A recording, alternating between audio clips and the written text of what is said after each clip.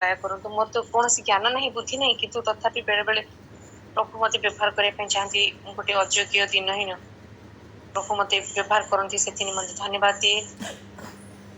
ରାହୁଲ ଭାଇଙ୍କୁ ଧନ୍ୟବାଦ ଦିଏ, ମଧୁସ୍ମିତା ଦିଦିଙ୍କୁ ଧନ୍ୟବାଦ ଦିଏ, ବୀରେନ୍ଦ୍ର ଭାଇଙ୍କୁ ଧନ୍ୟବାଦ ଦିଏ ଏ ପ୍ରଚେଷ୍ଟା ପାଇଁ। ଯେଭଳି ଭାବରେ ଆମେ ବାକ୍ୟରେ ଆହୁରି ସୁନ୍ଦର ଭାବରେ ପଢୁ, ସେଇ ବାକ୍ୟକୁ ଜାଣିଛୁ କିନ୍ତୁ ଶୁଣିଥିବା ବାକ୍ୟକୁ ବେଳେ ବେଳେ ଆମକୁ ଯେତେ ଆମେ ଶାସ୍ତ୍ର ଅଧ୍ୟୟନ କରୁ ସେତେ ଆମକୁ ନୂଆ ଲାଗେ।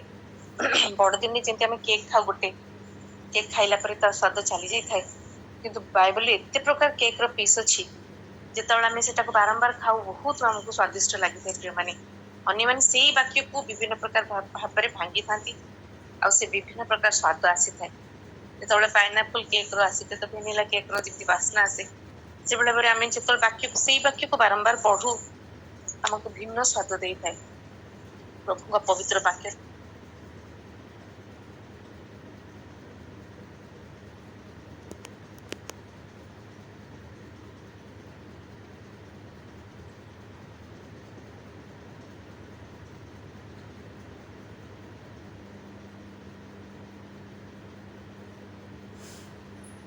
ଛାତ୍ର ଉପରୁ ଓହ୍ଲାଗଲା, ସେ ବିଷୟରେ ଆପଣ ମାନେ ଜାଣିଛନ୍ତି। ସେ ଷ୍ଟୋରିଟା ମୁଁ କହିବାକୁ ଯାଉନି, କିନ୍ତୁ ମାର୍କ 2 ପର୍ବର 5 ପଦଟି କେବଳ ଦେଖିବା।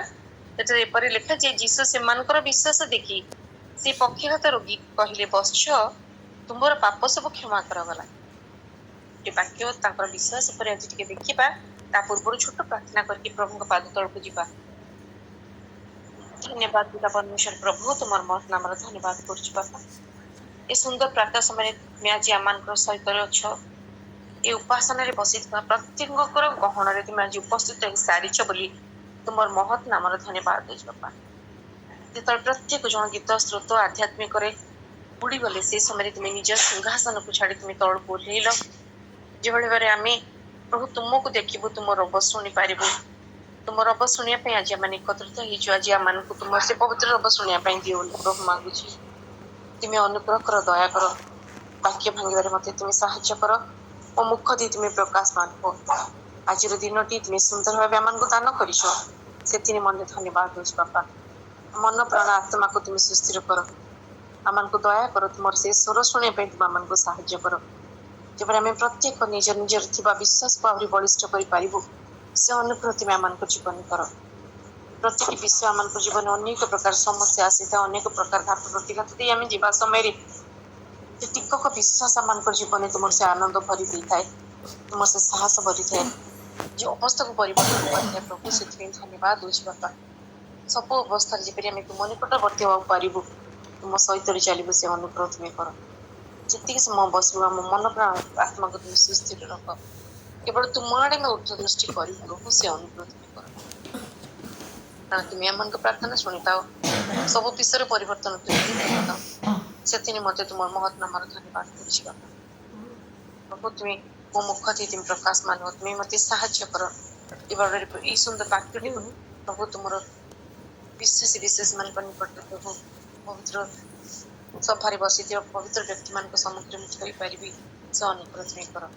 ଆଜିର ଦିନଟି ତୁମେ ପବିତ୍ର କରିଅଛ, ସୁନ୍ଦରରେ ଏମାନଙ୍କୁ ଦେଖିବାକୁ ଦେଇଅଛ ବୋଲି ଧନ୍ୟବାଦ ଦେଇ ଏ କ୍ଷୁଦ୍ର ନିବେଦନ ମୋ ପ୍ରିୟ ପ୍ରଭୁ ଯୀଶୁଙ୍କ ନାମରେ ମାଗୁଛି, ଆମେନ୍। ବାକ୍ୟ ମୁଁ କହିସାରିଥିଲି, ତଥାପି ମତେ ଆଜି ଇଚ୍ଛା ହେଲା ପ୍ରଭୁଙ୍କର ଏଇ ସୁନ୍ଦର ବାକ୍ୟଟିକୁ ଯେପରି ମୁଁ ସୁନ୍ଦର ଭାବରେ ଆପଣମାନଙ୍କ ପାଖରେ ଯେପରି କହିପାରିବି। ମତେ ବହୁତ ଭଲ ଲାଗେ ଯେତେବେଳେ ଏଇ ଘଟଣାଟି ମୁଁ ବାରମ୍ବାର ଶୁଣେ ଓ ପଢେ। ସେଦିନ ରାଜଦୀପ ଭାଇ କହିଲେ ଯେ ଏଇ ବିଷୟଟିକୁ ନେଇଥିଲେ ଯେ ଯେମିତି ଲୋକମାନେ ବାଧା ଦେଲେ ପ୍ରଭୁଙ୍କ ପାଖରେ ସେଇ ରୋଗୀଟିକୁ ଯେପରି ପହଞ୍ଚି ପାରିବନି। ଏଇ ଘଟଣା ଭିତରେ ଆମେ ଅନେକ ବିଶ୍ୱାସ ଦେଖୁ, ପ୍ରଭୁଙ୍କର ବିଶ୍ୱାସ ବି ଦେଖୁ। ଲେଖା ଅଛି, ଯୀଶୁ ସେମାନଙ୍କର ବିଶ୍ୱାସ ଦେଖି ସେଇ ପକ୍ଷାଘାତ ରୋଗୀ କହିଲେ, ବତ୍ସ, ତୁମର ପାପ ସବୁ କ୍ଷମା କରାଗଲା। ଏଇ ଘଟଣାଟା କଫରନାହୁମରେ ଘଟୁଛି। ଆଉ ଯେତେବେଳେ ପ୍ରଭୁ ଯୀଶୁ ଏକ ଘର ମଧ୍ୟରେ ପ୍ରଚାର କରୁଛନ୍ତି, ସେ ଘରେ ପ୍ରଭୁ ଯୀଶୁ ଅଛନ୍ତି ବୋଲି ଚାରିଆଡେ ପ୍ରଚାରିତ ହେଲା। ଅନେକ ଲୋକ ସେ ସ୍ଥାନରେ ଏକାଠି ହେଇଗଲେ, ରୁଣ୍ଡ ହେଇଗଲେ ଘଟଣାଟା କଣ ବୋଲି। ମାତ୍ର କାରଣ ସେଇ ଗୃହରେ କଣ ଥିଲା, କଣ ପାଇଁ ଲୋକମାନେ ରୁଣ୍ଡ ହେଲେ? କାରଣ ସେ ଗୃହରେ ପ୍ରଭୁ ଯୀଶୁ ଥିଲେ। ପ୍ରିୟମାନେ, କେତେ ସୁନ୍ଦର ବିଷୟ। ସେ ଗୃହରେ କୁହାଯାଉଛି ସେ ଗୃହରେ ପ୍ରଭୁ ଯୀଶୁ ଅଛନ୍ତି। ସେ କଥା ହିଁ ସେ ଘଟଣାଟିରେ ଲୋକମାନଙ୍କୁ କଥାବାର୍ତ୍ତା କରୁଛନ୍ତି। ଦେଖ ଦେଖ ଭାଇମାନେ ଭଉଣୀମାନେ, ଦେଖ ପ୍ରଭୁ ଯୀଶୁ ତାଙ୍କର ଗୃହକୁ ଆସିଛନ୍ତି। ଆମେ ମଣ୍ଡଳୀକି ଯାଉଛୁ, ସମାଜ ମଧ୍ୟରେ ବାସ କରୁଛୁ, ଆମ ବିଷୟରେ ଲୋକମାନେ ଏମିତି କଥା ହଉଛନ୍ତି କି ଆମ ଘରେ ଆଜି ପ୍ରଭୁ ଯୀଶୁ ଅଛନ୍ତି? ଆମେ କାହା ବିଷୟରେ ଆଜି ଚର୍ଚ୍ଚା କରୁଛୁ? କୋଉ କଥା ନେଇକି ଆମେ କଥାବାର୍ତ୍ତା ହଉଛୁ? ପାଖ ପଡୋଶୀ ଆମ ବିଷୟରେ କଣ କୁହନ୍ତି? ତାଙ୍କ ଗୃହରେ ଯୀଶୁ ଅଛନ୍ତି? ପ୍ରଭୁ ଆଜି ପ୍ରଭୁ ଯୀଶୁ ତାଙ୍କର ରକ୍ତକୃତ ଲୋକମାନଙ୍କର ସହିତ ବାସ କରିବାକୁ ଚାହାନ୍ତି, ଭଲ ପାଆନ୍ତି। ପ୍ରିୟମାନେ, ସ୍ୱର୍ଗର ସର୍ବୋଚ୍ଚ ପରମେଶ୍ୱର ସିଏ ମାତ୍ର ମନୁଷ୍ୟର ଭଗ୍ନଚୂର୍ଣ୍ଣ ହୃଦୟରେ ସେ ବାସ କରିବାକୁ ଇଚ୍ଛା କରନ୍ତି। ସେ ସେଇମାନଙ୍କୁ ପସନ୍ଦ କରନ୍ତି, ସେଇମାନଙ୍କ ଘରେ ଗମନ କରିବାକୁ ସେ ଚାହାନ୍ତି, ଯେଉଁମାନେ ତାଙ୍କୁ ଲୋଡନ୍ତି, ତାଙ୍କୁ ଖୋଜନ୍ତି। ପ୍ରଭୁ ଯୀଶୁ କହିଲେ, ତୁମେ ମାନେ ମୋ ଠାରେ ରୁହ, ମୁଁ ମଧ୍ୟ ତୁମମାନଙ୍କ ଠାରେ ରହିବି। ମୋ ଠାରେ ରହିଲେ ତୁମେ ମାନେ କଣ କରିବ? ପ୍ରଚୁର ଫଳ ଫଳିବ। ଆଜି ଯଦି ବିଶ୍ୱାସର ଜୀବନକୁ, ଖ୍ରୀଷ୍ଟିଆନ ଜୀବନକୁ ଯଦି ଦେଖାଯାଏ, ତାହେଲେ ଲାଗେ ଡାଳ ଅଛି, ପତ୍ର ଅଛି, କିନ୍ତୁ ଫଳ ନାହିଁ। ଫଳହୀନ ବିଶ୍ୱାସୀ ମାନେ ଅଧିକ ସଂଖ୍ୟାରେ ଅଛନ୍ତି ମଣ୍ଡଳୀ ମାନଙ୍କରେ। ଆତ୍ମାଙ୍କର ଫଳ ନାହିଁ।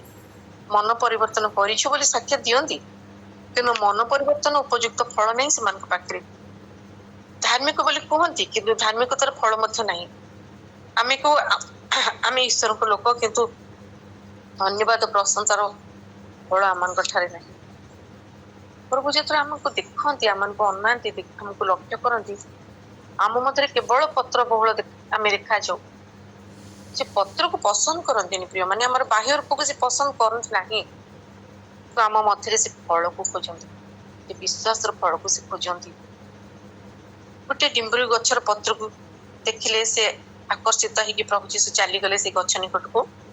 ଭାବିଲେ ନିଶ୍ଚୟ ସେ ଗଛରେ ଫଳ ଥିବ, କାରଣ ଡିମ୍ବିରି ଗଛର ସ୍ୱଭାବ ହଉଛି ପତ୍ର ପୂର୍ବରୁ ଫଳ ହେବାର। ଯେହେତୁ ସେ ଗଛରେ ଝଙ୍କାଳିଆ ପତ୍ର ଅଛି, ସେଥିପାଇଁ ସେ ଭାବିଲେ ନିଶ୍ଚୟ ସେଠି ଫଳ ଅଛି ବୋଲି। ଆଉ ମନରେ ପ୍ରଶ୍ନ ଆସୁଥିବ, ପ୍ରଭୁ ଯୀଶୁ ତ ସବୁ କଥା ଜାଣିପାରନ୍ତି, କିନ୍ତୁ ସେ କଣ ଜାଣିପାରିଲେନି ଯେ ସେ ଗଛରେ ଫଳ ନାହିଁ ବୋଲି? ଗୋଟେ ମାର୍କ ପୁସ୍ତକ ବାକ୍ୟରେ ଲେଖା ଅଛି, ସେ ସମୟରେ ଡିମ୍ବିରି ଗଛର ଫଳ ଫଳିବାର ସମୟ ନଥିଲା। ଯଦି ଡିମ୍ବିରି ଫଳିବାର ସମୟ ନଥିଲା, ଯୀଶୁ କାହିଁକି ସେଠକୁ ଗଲେ? ଏଇ ପ୍ରଶ୍ନ ଅନେକ ସମୟରେ ଆମ ମାନଙ୍କ ମନରେ ଆସେ। କିନ୍ତୁ ଡିମ୍ବିରି ଗଛର ପ୍ରକୃତି ହେଲା, ଆଗ ଫଳ ଫଳିବ, ତାପରେ ପତ୍ର ଆସିବ। ଏ ଗଛରେ ଖାଲି ପତ୍ର ଅଛି। ସେ ପାଖରେ ଅନେକ ଡିମ୍ବିରି ଗଛ ଥିଲା, କିନ୍ତୁ ସେଥିରେ ପତ୍ର ଆସିନଥିଲା, ଫଳ ମଧ୍ୟ ଆସିନଥିଲା। ସେଇ ଗଛ ପାଖକୁ ପ୍ରଭୁ ଯୀଶୁ ଯାଇନଥିଲେ। ସେ ଯେତେ ପତ୍ର ଆସିନଥିଲା, ସେଇ ଗଛ ଗୁଡିକ ପାଖକୁ ପ୍ରଭୁ ଯାଇନଥିଲେ। ଏଇ ଗୋଟିଏ ଗଛ ଯାହାକି ରାସ୍ତା କଡରେ ଥିଲା ଓ ସମସ୍ତଙ୍କ ଦୃଷ୍ଟିକୁ ସେ ଆକର୍ଷଣ କରୁଥିଲା। କାହିଁକି ଆକର୍ଷଣ କରୁଛି? କାରଣ ଅସମୟରେ ତାଠାରେ ଝଙ୍କାଳିଆ ପତ୍ର ସବୁ ଅଛି। ପ୍ରତି ନିଶ୍ଚିତ ଭାବରେ ଆଶା କରିକି ସେ ଗଛ ନିକଟକୁ ଯିବେ କିଛି ଫଳ ଖାଇବା ପାଇଁ। ତେବେ ପ୍ରଭୁ ଯୀଶୁ ଜାଣିଥିଲେ ଏ କଥା ଯେ ସେ ଗଛରେ ଫଳ ନାହିଁ। ମାତ୍ର ପ୍ରଭୁ ସେ ଗଛ ନିକଟକୁ ଯାଉଛନ୍ତି, ଆଉ ଶିଷ୍ୟମାନେ ତାଙ୍କ ସାଙ୍ଗରେ ଅଛନ୍ତି, ଆଉ ଶିଷ୍ୟ ମାନଙ୍କୁ ଏକ ନିଗୁଡ ସତ୍ୟକୁ ଶିଖାଇବା ପାଇଁ ପ୍ରଭୁ ଯୀଶୁ ଚାହୁଁଥିଲେ। ସେ ଗଛଟି ଇସ୍ରାଏଲ ଜାତିର ନିଦର୍ଶନ ସ୍ୱରୂପ। ପ୍ରିୟମାନେ, ଯେଉଁ ଜାତି କି ବାହ୍ୟ ଧର୍ମ କର୍ମରେ ପରିପୂର୍ଣ୍ଣ ଥିଲା, ସବୁ ପ୍ରକାର ଲୋକ ଦେଖାଣିଆ ଧର୍ମ କର୍ମ, ଉପାସନା ଆରାଧନାରେ ପରିପୂର୍ଣ୍ଣ ଥିଲା, କିନ୍ତୁ ସେମାନଙ୍କ ଜୀବନରେ କୌଣସି ଆଧ୍ୟାତ୍ମିକର ଫଳ ନଥିଲା। ଯେଉଁ ଫଳକୁ ସ୍ୱର୍ଗର ପରମେଶ୍ୱର ଖୋଜୁଥିଲେ, ପ୍ରଭୁ ଯୀଶୁ ସେଇ ଫଳକୁ ଖୋଜିବାକୁ ଆସିଥିଲେ, ଯେ ମଧ୍ୟ ସେ ପାଇଲେ ନାହିଁ। 3 ବର୍ଷର ସେବା କାର୍ଯ୍ୟ ମଧ୍ୟରେ ଏବଂ 3 ବର୍ଷର ପ୍ରଚାର ମଧ୍ୟରେ ଆଶ୍ଚର୍ଯ୍ୟ କର୍ମ କରିବା ସତ୍ତ୍ୱରେ ସେ ଆତ୍ମିକ ଫଳ ସେ ଇସ୍ରାଏଲ ମଧ୍ୟରେ ସେ ପାଇଲେନି। ପ୍ରିୟମାନେ, ଯେଉଁ ଗଛ କି ଇସ୍ରାଏଲ ଜାତିର ନିଦର୍ଶନ ଅଟେ, ସେ ସେଇ ଗଛଟିକୁ ଅଭିଶାପ ଦେଉଛନ୍ତି, ଆଉ କହୁଛନ୍ତି ଆଜିଠାରୁ ତୋ ଠାରୁ ଆଉ କେବେ କେହି ଫଳ ନ ଖାଉ। ତୁ ବାହାରେ ଯେ ପ୍ରକାର ଦେଖାଯାଉଛୁ, ତୋ ଭିତରଟା ପୁରାପୁରି ଓଲଟା ସେ ପ୍ରକାର ନୁହେଁ। ତୁ ବାହାରେ ବହୁତ ସୁନ୍ଦର ଦେଖାଯାଉଛୁ, ବହୁତ ଗଛ ଝଙ୍କାଳିଆ ଦେଖାଯାଉଛି, ବହୁତ ସୁନ୍ଦର ସୁନ୍ଦର ଗ୍ରୀନ ପତ୍ରରେ ଭର୍ତ୍ତିକି ଅଛୁ, କିନ୍ତୁ ତୋ ଭିତରଟା ଓଲଟା।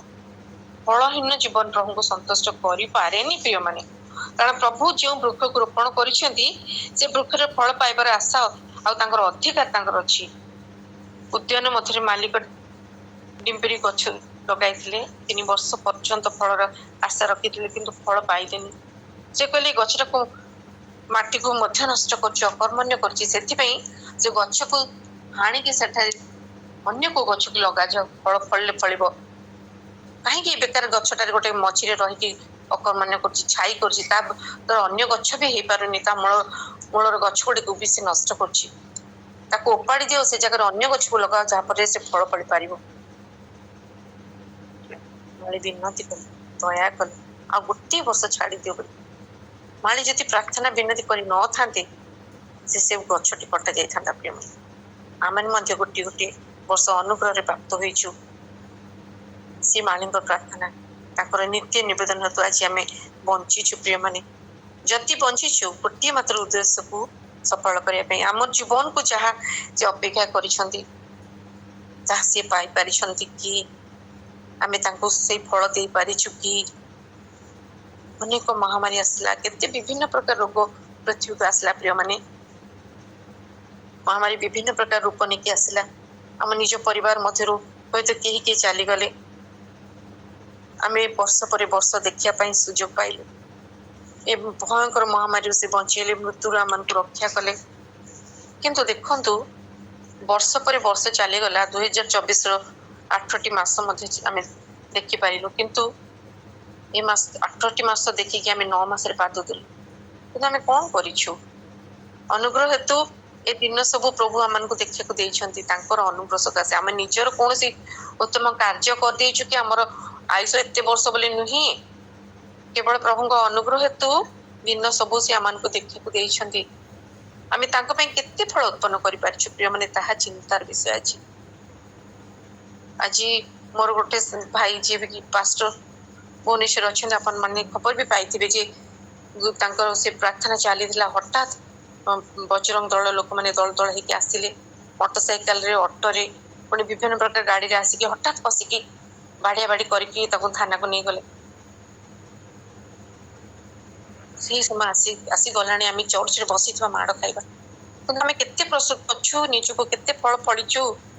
ଯଦି ହୁଏତ ଆମେ ମାଡ ଖାଇବାରେ ଜୀବନ ଚାଲିଗଲେ, ପ୍ରଭୁଙ୍କ ସମ୍ମୁଖରେ ଠିଆ ହେଲେ ଆମେ କହିପାରିବା ଆମେ ଆଜି ଫଳ ଫଳିକି ଆସିଛୁ? କହିପାରିବା କି? ମାର୍କ 2ରେ ଲେଖାଯାଏ ଯେ ପ୍ରଭୁ ସେଇ ଗୃହରେ ଅଛନ୍ତି, ଆଉ ଯୋଉ ଗୃହରେ ପ୍ରଭୁ ଥାଆନ୍ତି ସେଠାରେ ଅଦ୍ଭୁତ କାର୍ଯ୍ୟ ସବୁ ସାଧିତ ହୁଏ। ପ୍ରିୟମାନେ, ପ୍ରଭୁ ଯେଉଁ ଗୃହରେ ଥାଆନ୍ତି ସେଠାରେ ସ୍ୱର୍ଗର ଆନନ୍ଦ ଓହ୍ଲେଇକି ଆସେ। ପ୍ରଭୁ ଯେଉଁ ଗୃହରେ ଥାଆନ୍ତି ସେଠାରେ ପାପ କ୍ଷମା ହୁଏ। ପ୍ରିୟମାନେ, ଆଉ ପ୍ରଭୁ ଯେଉଁ ଗୃହରେ ଥାଆନ୍ତି ସେଠାରେ ଲୋକମାନେ ପରିତ୍ରାଣ ପ୍ରାପ୍ତ ହୁଅନ୍ତି। ପ୍ରଭୁ ଯୀଶୁ ଯକ୍ଷଙ୍କ ଗୃହକୁ ଗଲେ, ଯକ୍ଷ କହିଲେ, ପ୍ରଭୁ ମୁଁ ଯାହା ସବୁ ଅନ୍ୟରେ ନେଇଛି ତାହା ସବୁ ଫେରାଇ ଦଉଛି, 4 ଗୁଣ ଫେରାଇ ଦଉଛି ବୋଲି ସେ କହିଲେ, ଏବଂ ମୋର ସମ୍ପତ୍ତିର ଅଧିକ ମୁଁ ଦରିଦ୍ର ମାନଙ୍କୁ ଦାନ ଦେଉଛି। ଜଣେ କୃପଣ ଲୋକ, ଯାହାକୁ କଞ୍ଜୁସ ବୋଲି କୁହାଯିବ, ଯେ କି ଗୋଟେ ପଇସା କାହାକୁ ଦେବାକୁ ଚାହିଁବ ନାହିଁ, ବରଂ ଅନ୍ୟଠାରୁ ଆଦାୟ କରିକି ନିଜର ଅଣ୍ଟିରେ ପୁରେଇବ, ଏପରି ଲୋକ ସେ। ଏପରି ଲୋକକୁ ଅନ୍ୟମାନେ ଘୃଣା କରୁଥିଲେ ଆଉ ପାପୀ ବୋଲି ଆଖ୍ୟା ଦେଉଥିଲେ। ଜିହୁଦୀ ହେଇ ଜିହୁଦୀ ମାନଙ୍କୁ ଲୁଟୁଛି ସେ। ରୋମିଓ ମାନଙ୍କ ପାଇଁ, ବିଜାତୀୟ ମାନଙ୍କ ପାଇଁ ଜିହୁଦୀ ମାନଙ୍କୁ ସେ ଲୁଟୁଛି। କର ଆଦାୟକାରୀଙ୍କୁ ଜିହୁଦୀ ମାନେ ଘୃଣା କରୁଥିଲେ। ରୋମୀୟ ସରକାର କଣ କରୁଥିଲେ? ଏପରି ଲୋକମାନଙ୍କୁ, ଏଇଭଳିଆ ଲୋକମାନଙ୍କୁ ନିଯୁକ୍ତି କରୁଥିଲେ, ଯେପରି ସେମାନେ ନିଷ୍ଠୁର ଭାବରେ ନିରୀହ ଜନତାଙ୍କ ଠାରୁ ଜବରଦସ୍ତ କର ଆଦାୟ କରୁଥିଲେ। ଆଉ ସେମାନଙ୍କୁ ଏପରି ସ୍ୱାଧୀନତା ଦେଉଥିଲା ରୋମୀୟ ସରକାର ଯେ ସେମାନେ ମନ ଇଚ୍ଛା କର ଆଦାୟ କରିପାରିବେ, ସମସ୍ତେ ଯାହା ପାଇଲେ ଯାହାଠୁ ଇଚ୍ଛା କରିବେ। ଏହିପରି ସେମାନେ ପ୍ରଚୁର ସମ୍ପତ୍ତିଶାଳୀ ହେଉଥିଲେ। ଯକ୍ଷଙ୍କର ମଧ୍ୟ ସେପରି ଅବସ୍ଥା ଥିଲା। ଦିନେ ସେ ଯୀଶୁଙ୍କର ବିଷୟ ଶୁଣିଲେ, ବିଷୟରେ ଶୁଣିଥିବେ, ମୋର ଆଉ ଗୋଟେ ଅଛି ପରା। ଇଏ କଣ, ଇଏ ଆସୁଛନ୍ତି, ଇଏ ଆଶ୍ଚର୍ଯ୍ୟ କାର୍ଯ୍ୟ କରୁଛନ୍ତି, ମୃତ୍ୟୁକୁ ମଧ୍ୟ ସେ ଉଠେଇ ପାରନ୍ତି। ନିଶ୍ଚିତ ସେ ପ୍ରଭୁ ଯୀଶୁଙ୍କ ବିଷୟ ଶୁଣିଥିବେ, ଆଉ ତାଙ୍କ ମନରେ ଇଚ୍ଛା ଜାତ ହେଲା ତାଙ୍କୁ ଦେଖିବା ପାଇଁ। ଡିମ୍ବିରି ଗଛରେ ସେ କଣ କଲେ? ଛୋଟ, ଯେହେତୁ ବାଙ୍ଗରା ଲୋକ, ଛୋଟ ଲୋକ, ଏତେ ଗହଳି ଭିତରେ ଅଡେଇକି ଦେଖି ପାରୁନାହାନ୍ତି, ସେ ଗଛ ଉପରେ ଚଢିଗଲେ। କିନ୍ତୁ ପ୍ରଭୁ ଯୀଶୁ ତାଙ୍କୁ ଦେଖିଲେ, ତାଙ୍କ ଅନ୍ତଃକରଣକୁ ଦେଖିଲେ। ପ୍ରିୟମାନେ, ସେ ମତେ ଖୋଜୁଛି, ମତେ ଚାହୁଁଛି। ଯକ୍ଷ ପ୍ରଭୁ ଯୀଶୁଙ୍କୁ ଦେଖିବାକୁ ଚାହିଁଲେ, କିନ୍ତୁ ପ୍ରଭୁ ଯୀଶୁ ତାଙ୍କୁ ଦେଖିଲେ। ପ୍ରଭୁ ଯୀଶୁ ତାଙ୍କୁ ଡାକିଲେ, କହିଲେ, ଯକ୍ଷ ତୁମେ ଶୀଘ୍ର ତଳକୁ ଓହ୍ଲେଇକି ଆସ, ଆଜି ମତେ ଅବଶ୍ୟ ତୁମ ଘରେ ରହିବାକୁ ହେବ। ଯୀଶୁ କହୁଛନ୍ତି, ଆଜି ମୁଁ ତୁମ ଘରେ ରହିବି। ଯେତେବେଳେ ଯୀଶୁ ଯକ୍ଷଙ୍କ ଘରେ ରହିଲେ, ତାଙ୍କ ଜୀବନରେ ପରିବର୍ତ୍ତନ ଆସିଗଲା। ସେ ମନ ଫେରେଇଲେ, ତାଙ୍କ ହୃଦୟ ମନ ବଦଳେଇ ଦେଲେ। ସବୁକୁ ପ୍ରଭୁ ଯୀଶୁଙ୍କ ପାଦ ତଳେ ଥୋଇଦେଲେ। ଗୋଟେ କଞ୍ଜୁସ ଲୋକର ମନ କିପରି ବଦଳିଗଲା। ଗୋଟେ ପ୍ରଭୁ ଯୀଶୁଙ୍କର ଚାହାଣୀରେ ଗୋଟେ ପରିବର୍ତ୍ତନ ଅଛି। ଯେତେବେଳେ ପ୍ରଭୁ ଯୀଶୁ କ୍ରୁଶ ଉପରକୁ ଯାଉଥିଲେ, ପିତର 3 ଥର ଅସ୍ୱୀକାର କଲେ, ମୁଁ ଜାଣିନି ସେ ଲୋକଟା କିଏ, କଣ, ତା ସହିତ ମୋର କିଛି ସମ୍ପର୍କ ନାହିଁ। ସେତେବେଳେ 3ୟ ଥର କହୁଛନ୍ତି, ସେତେବେଳେ ପ୍ରଭୁ ଯୀଶୁ ବୁଲିକି ଅନେଇଲେ ତାଙ୍କ ଚାହାଣୀରେ। ପିତାଙ୍କ ହୃଦୟ ଖଣ୍ଡ ଖଣ୍ଡ ହେଇଗଲା ପ୍ରିୟମାନେ। ଠିକ ସେପରି ଯକ୍ଷର ମନ ବଦଳିଗଲା। ଗୋଟେ କଞ୍ଜୁସ ଲୋକର ମନ କିପରି ବଦଳିଗଲା। ପରିବର୍ତ୍ତିତ ହୋଇଥିବା ଲୋକ ହିଁ ସେହିପରି ପଦକ୍ଷେପ ନେଇପାରେ ପ୍ରିୟମାନେ। ଆଉ ଜଣେ ଧନୀ ଯିବା ଯିଏ ଯୀଶୁଙ୍କ ପାଖକୁ ଆସିଥିଲା ଅନନ୍ତ ଜୀବନ ପାଇବା ଆଶାରେ, ସେ ଅନନ୍ତ ଜୀବନ ପାଇପାରିଲା ନାହିଁ। ହୁଏତ ସେ ବାଲ୍ୟକାଳରୁ ସମସ୍ତ ବ୍ୟବସ୍ଥାର ସମସ୍ତ ବିଧିବିଧାନ ପାଳନ କରି ସାରିଛି। ପ୍ରଭୁ ତାକୁ ଯେତେବେଳେ କହୁଛନ୍ତି ତମର ଗୋଟିଏ ମାତ୍ର ବିଷୟ ଅଛି, ତୁମେ 10ଟି ଯାକ ଆଜ୍ଞା ପାଳନ କରିଛ, କିନ୍ତୁ ଗୋଟିଏ ଆଜ୍ଞା ପାଳନ ତୁମେ କରିପାରିନ। କଣ ତାହା? ଲୋଭ କର ନାହିଁ। ପ୍ରଭୁ କହିଲେ ତୁମର ସମ୍ପତ୍ତି ବିକ୍ରୟ କରିକି ଦରିଦ୍ର ମାନଙ୍କୁ ଦାନ କରି ମୋର ଅନୁଗମନ କର। ସେଥିରେ ସେ ଦୁଃଖୀ ଦେଖି ଚାଲିଗଲା, କାରଣ ତାର ପ୍ରଚୁର ସମ୍ପତ୍ତି ଥିଲା। ହୁଏତ ସେ ଅନୁଗମନ କରିବାକୁ ଚାହୁଁଥିବ, କିନ୍ତୁ ସମ୍ପତ୍ତି ତ୍ୟାଗ କରିବାକୁ ସେ ଚାହିଁଲା ନାହିଁ। ଧନ ଲୋଭ ତାକୁ ବାନ୍ଧିକି ରଖିଲା। ଅନନ୍ତ ଜୀବନ ନିକଟକୁ ଆସିଲା, କିନ୍ତୁ ଅନନ୍ତ ଜୀବନ ସେ ପାଇପାରିଲା ନାହିଁ। ତେଣୁ ସେ କଦାପି ଯୀଶୁଙ୍କୁ ପାଇପାରିଲା ନାହିଁ। ପରିବର୍ତ୍ତିତ ଜୀବନ ନଥିଲେ, ହୃଦୟ ନ ବଦଳେଇଲେ ଜଣେ ଏପରି ବଡ ପଦକ୍ଷେପ କେବେ ବି ସେ ନେଇପାରିବେନି। କିନ୍ତୁ ଯକ୍ଷ ତାହା କରିପାରିଲେ। ମନ ପରିବର୍ତ୍ତନ ଉପଯୁକ୍ତ ଫଳ ଫଳିଲେ। ସେ ଯେତେବେଳେ ପ୍ରଭୁ ଯୀଶୁଙ୍କୁ କହିଲେ, ମୁଁ ସବୁ ସମ୍ପତ୍ତି ମୋର ଯେତେକ ମୁଁ ନେଇଛି ଅନ୍ୟାୟରେ ସବୁ ଫେରେଇ ଦେବି, ପ୍ରଭୁ ଯୀଶୁ କହିଲେ, ଆଜି ଏହି ଗୃହରେ ପରିତ୍ରାଣ ଉପସ୍ଥିତ ହେଲା। ପରିତ୍ରାଣ, ଧାର୍ମିକତା, ଅନନ୍ତ ଜୀବନ ପ୍ରଭୁ ଯୀଶୁ ହିଁ ନିଜେ ଦିଅନ୍ତି ପ୍ରିୟମାନେ। ଯଦି ପ୍ରଭୁ ଯୀଶୁ ଆମ ଘରେ ଅଛନ୍ତି, ଆମ ପରିବାରରେ ବାସ କରୁଛନ୍ତି, ତାହେଲେ ଆମେ ସେଇ ସବୁ ପାଇପାରିବୁ ପ୍ରିୟମାନେ। ଯଦି ସେ ଆମ ଘରେ ନାହାନ୍ତି, ତେବେ ଆମ ଜୀବନରେ କେବଳ ଶାଗୁଆ ପତ୍ର ଗୁଡିକ ଅଛି। ପତ୍ର ବହୁଳ ଜୀବନ ଆମର ବିନା ଫଳରେ।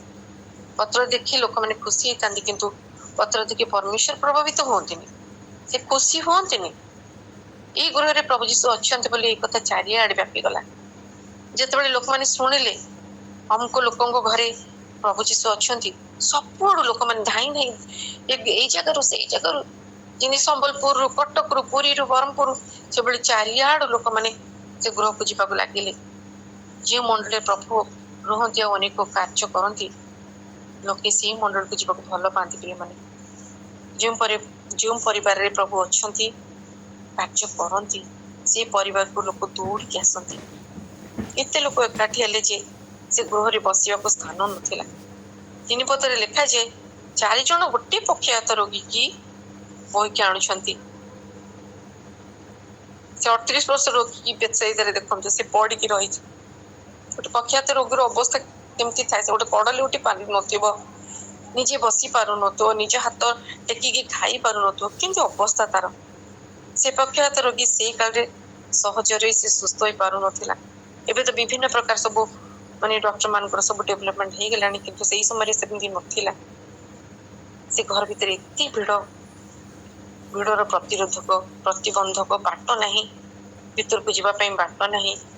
ଏମାନେ ହୁଏତ ନିରାଶତା ହେଇକି ଫେରି ଯାଇ ପାରିଥାନ୍ତେ। କଣ ଦରକାର ଏତେ ଗୋଟେ ଖଟିଆରେ ତ ବହିକି ଆଣିଛୁ ଏତେ ବାଟ, ପୁଣି ୟାକୁ ନେଇକି ଭିତରକୁ ତ ଯାଇପାରିବୁନି, ଚାଲ ଭାଇ ଘରକୁ ଫେରିଯିବା, ଆଉ କୋଉ ଦିନ ଦେଖିବା, ଆଉ ଏମିତି କହିପାରିଥାନ୍ତେ। କିନ୍ତୁ ସେମାନେ ଦେଖିଲେ ଦ୍ୱାର ତ ଖୋଲା ଅଛି, କିନ୍ତୁ ବାଟ ନାହିଁ। ସେମାନେ ବିଶ୍ୱାସର ଚକ୍ରରେ ଆଉ ଗୋଟେ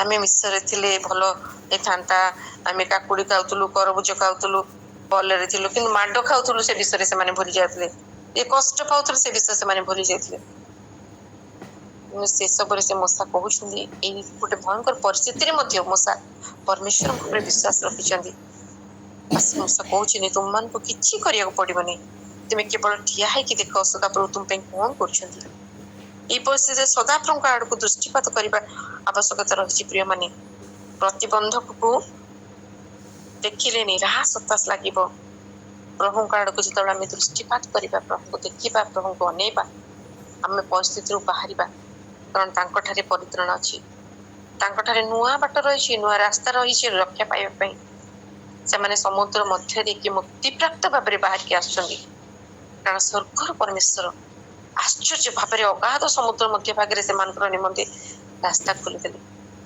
आश्चर्यर विषय ना गोटे समुद्र भितर मन को मन रास्ता खोली जाउछि विश्वास बंद बाट को खोली दे प्रेम और यही 4 जन जाक व्यक्ति कौन कले से 4 जन मान भीतर गोटे एते विश्वास थिला जे हुए तो पक्षात रोगीटे देखि पारि नथिला से विश्वास को किंतु प्रभु जीशु ऊपर को अनेक से 4 जन के भीतर से विश्वास को से देखिले से माने एते विश्वास रखिचंदी जे जेमिति हेले एई भाईटी को जदी प्रभु को निकट पहुंचाई देबा तांको सम्मुख रे थोई दबा ताले एई भाईटी उठिबो बुलिबो पुनी चालिबो ताको केबे भी खटेरे सोई रहको पड़िबो नाही अन्य मान को ऊपर निर्भर रखिया पड़िबो नाही से निज काम निजे करि पारिबो उठिबो चालिबो दांत घसिबो खाइबो सब करि पारिबो से माने विश्वास रखि के आसिले जे गुरुरे जी अछंदी से सब करि पारिबे तार अवस्था को परिवर्तन करि पारिबे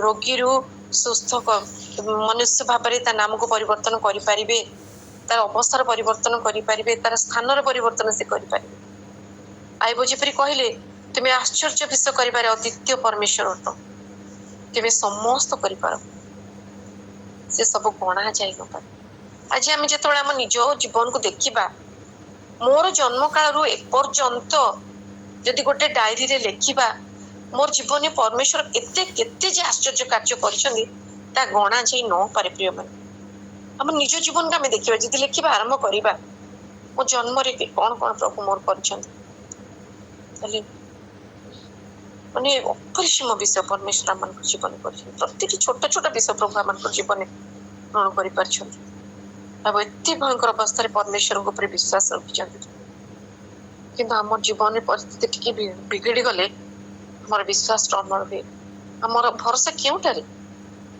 कोन हमर भरोसा भित्तिभूमि भरोसार भित्तिभूमि ठीक नहीं कि से 4 जन को नाम लिखा जाए नहीं बाइबल रे ए कहानी रे स्टोरी रे प्रभु देखि नांदी नामकरण करी नांदी किंतु प्रभु से मन को हृदय को पढ़ी पारिले प्रभु अंतकरण पढ़ी पारंती प्रिय माने प्रभु आमठार सोरिष दाना पर विश्वास चाहती सुरफैनिका स्त्री सत सेनापति 2 जन को विजातीय थे किंतु सेमन ठारे प्रभु विश्वास देखिले किंतु इस्राएल मन ठारे से विश्वास पाइलेनी एब्री 11:6 रे लिखा जाए जे विश्वास बिना तांकर संतोष पात्र हेबा असंभव विषय आमन जीवन कारण जिते लोक प्रभु को निकट को आसीबे से माने प्रार्थना रे आसीबे उपासना रे आसीबे सेमन ठारे विश्वास थिबा दरकार जे से एठारे अछंती प्रभु जीशु एठी अछंती बोली आमे जदी आज विश्वास करछे प्रार्थना रे बसी छे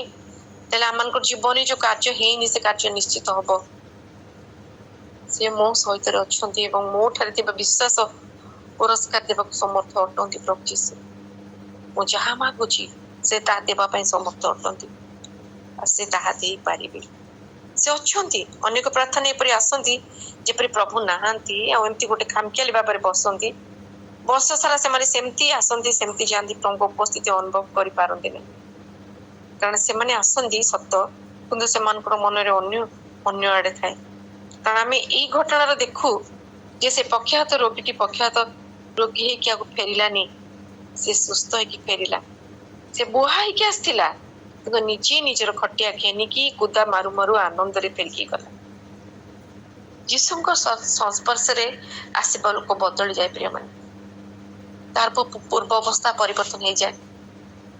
पापर रोग से रोग रे थिला, पापरे थिला, तार से पंगु अवस्था रे थिला, से परिवर्तित हो आम जीवन मध्य पाप रोग आम पंगु कर दिए। निजर उद्धार निमंते आम पाखरे उपाय न थाए, आमे मैंने ही निरुपाय अवस्था रे निजे प्रभु ठारे आमे निजे को दूरी दो अविश्वास हेतु